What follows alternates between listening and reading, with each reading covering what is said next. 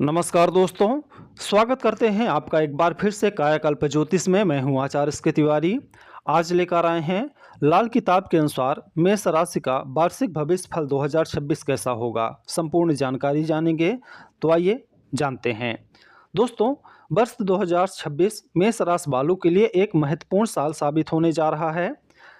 इस समय वर्तमान समय में आपको शनि देव की साढ़े साती भी चल रही है, लेकिन देवगुरु बृहस्पति आपके लिए सुरक्षा प्रदान करेंगे और राहु धन लाभ के बड़े अवसर लाएंगे, क्योंकि राहु इस समय आपके गोचर में 11वें भाव में गोचर कर रहे हैं। दूसरी ओर शनिदेव की साढ़े साती इस बार आपको लाभ देगी, क्योंकि शनि पर देवगुरु बृहस्पति की सीधी दृष्टि पड़ रही है। शनि जहां आपकी सेहत में बेहतर सुधार करने का काम करेंगे, वहीं पर शत्रुओं को पराजित करने का काम भी करेंगे। दूसरी ओर वह विदेश से लाभ के योग भी बना रहे हैं।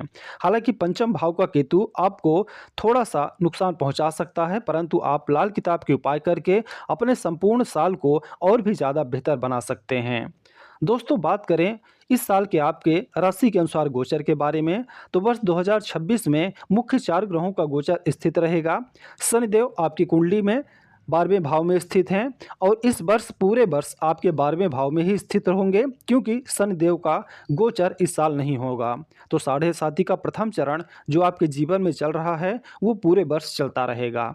वहीं देवगुरु बृहस्पति पूरे वर्ष आपकी कुंडली में तीसरे और चतुर्थ भाव में गोचर करेंगे, जो वर्ष को बेहतर बनाने का काम करेंगे।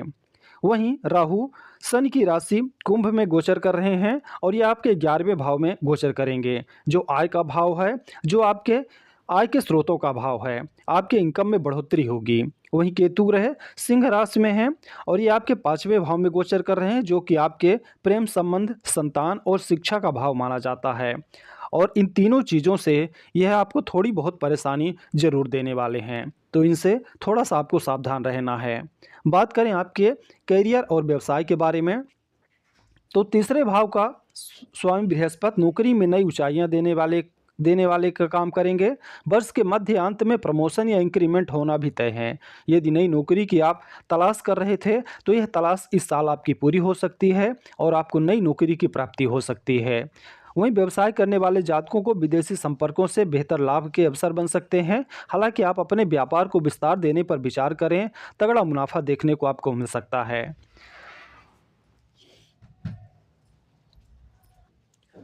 ग्रह गोचर कहते हैं कि इस वर्ष आप कार्य को कल पर टालने की आदत के चलते नुकसान भी उठा सकते हैं। इसलिए इस दौरान अगर आपके अंदर आलस का भाव जागृत होगा, तो आपको कहीं ना कहीं नुकसान उठाना पड़ सकता है। दूसरी ओर आप अपनी नेतृत्व क्षमता पर काम करें और आत्मविश्वास को बढ़ाने का कार्य करें।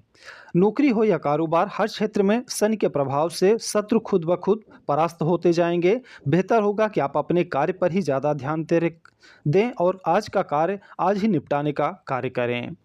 मेष राशि वालों के लिए लाल किताब के अनुसार आर्थिक स्थिति कैसी रहेगी, तो आय का स्रोत 11वें भाव में कुंभ राशि का राहु आपके लिए आय के नए सोर्स खोल देगा। आप आय के नए साधनों पर विशेष ध्यान देकर आर्थिक स्थिति अपनी मजबूत बना सकते हैं। संपत्ति और सोने में निवेश के लिए यह वर्ष 2026 आपके लिए बहुत ही बेहतर साबित होने जा रहा है। आपको सलाह है कि प्लाट या फ्लैट में निवेश करना या ज़मीन में या मकान में आपको निवेश करना बेहतर फायदेमंद सौदे के रूप में दिखाई देगा। अप्रत्याशित खर्चों पर थोड़ा सा नियंत्रण रखना जरूरी है। खासकर शेयर बाजार में सोच समझकर निवेश करें, अन्यथा नुकसान भी उठाना पड़ सकता है। अगर आपको शेयर बाजार में निवेश ही करना है, तो लॉन्ग टर्म के लिए निवेश करें। प्रेम संबंध और पारिवारिक जीवन की बात करें, तो बृहस्पति के गोचर के कारण पारिवारिक जीवन में सामंजस्य रहेगा। वर्ष के अंत में कोई शुभ समारोह आपके घर में आयोजित किया जा सकता है। वहीं दाम्पत्य जीवन की बात करें, तो जीवन साथी के साथ संबंध बहुत बेहतर रहेंगे। मतभेद सुलझ जाएंगे और सुख सुविधाओं का विस्तार होगा। लंबी यात्रा पर जाने का योग भी बन रहा है। पंचम भाव के केतु के कारण प्रेम संबंधों को लेकर यह वर्ष आपके लिए मिला जुला साबित होगा। बहुत अच्छा नहीं कहा जा सकता, लेकिन बहुत खराब भी नहीं कहा जा सकता है। इसलिए प्रेम संबंधों में आपको थोड़ा सा सावधान रहना होगा। घर में सुगंध का उपयोग करने से प्रेम संबंध और गृहस्थ जीवन में सुख शांति बनी रहेगी। केतु के उपाय करने से संतान को कोई परेशानी नहीं होने वाली है। अगर सेहत की बात करें कि 2026 में आपकी सेहत कैसी रहेगी, तो 12वें भाव से शनि की दृष्टि छठे भाव पर होने के कारण जन्म कुंडली में शनि के शुभ स्थित होने पर सेहत में सुधार होगा। अशुभ होने पर भी थोड़ी बहुत परेशानी देखने को मिल सकती है। थोड़ा बहुत सिर दर्द, कंधे का दर्द, ब्लड प्रेशर और पेट से संबंधित समस्याएं आपको हो सकती हैं, इसलिए अपने स्वास्थ्य के प्रति सचेत रहें। खान पान पर विशेष ध्यान दें, सात्विक आहार लें, योगासन करें या नित्य सुबह शाम पैदल घूमने की आदत डालें। मेष राशि वालों के लिए शिक्षा का हाल कैसा रहेगा 2026 में? तो शनि और गुरु की स्थिति छात्रों के लिए बेहतर कैरियर का निर्माण कर सकती है। उच्च शिक्षा या विदेश में शिक्षा प्राप्त करने वाले लोगों के लिए यह साल बहुत बेहतर साबित होने जा रहा है। बृहस्पति के कारण आलस्य और राहु के कारण ध्यान भटकने की समस्या भी देखने को मिल सकती है। प्रतिदिन माथे पर केसर या चंदन का तिलक लगाएं। पढ़ाई वाली जगह पर पढ़ाई करते समय आपको शिक्षा या पढ़ाई से संबंधित चित्र लगाना काफ़ी फायदेमंद रहेगा। बात करें लाल किताब के उपायों के बारे में, तो आपको देवगुरु बृहस्पति शनि की साढ़े साती से बचाने का कार्य कर सकते हैं, इसलिए गुरु का आपको हर प्रकार से पूजन करना चाहिए, उनके मंत्रों का जाप करना चाहिए। गुरु के जो भी उपाय हैं उन उपायों को इस पूरे वर्ष आपको अपनाना चाहिए। गुरुवार का व्रत रखें या सूर्यास्त तक नमक का सेवन ना करें। खासकर यह उपाय आपको हर गुरुवार को जरूर करना चाहिए। रोजाना यानी प्रतिदिन पीले रंग का तिलक लगाएं, जो कि देवगुरु बृहस्पति का प्रतीक है। अधिकतर समय पीले वस्त्र धारण करें। मंदिर में पीली वस्तुओं का दान करें। नाक को अच्छे से साफ कर करके रखें। साथ ही शनि के लिए उपाय है 11 शनिवार को शाम के समय शनि मंदिर में छाया दान करें, अर्थात एक कटोरी में सरसों का तेल लेकर उसमें अपना चेहरा देकर उसे शनिदेव के चरणों में रख दें। 10 अंधों को भोजन कराएं या सफाई कर्मी को कुछ न कुछ दान करते रहें। हनुमान जी की भक्ति और मंगल के उपाय भी कर सकते हैं। प्रतिदिन हनुमान चालीसा का पाठ करें। वर्ष में कम से कम 2 बार हनुमान जी को चोला अर्पित करें। हनुमान जी को प्रति मंगलवार मीठा पान चढ़ाते रहें। वर्ष की शुरुआत में कहीं पर भी नीम का पेड़ या पौधा लगा दें या प्रति मंगलवार नीम की पूजा करें।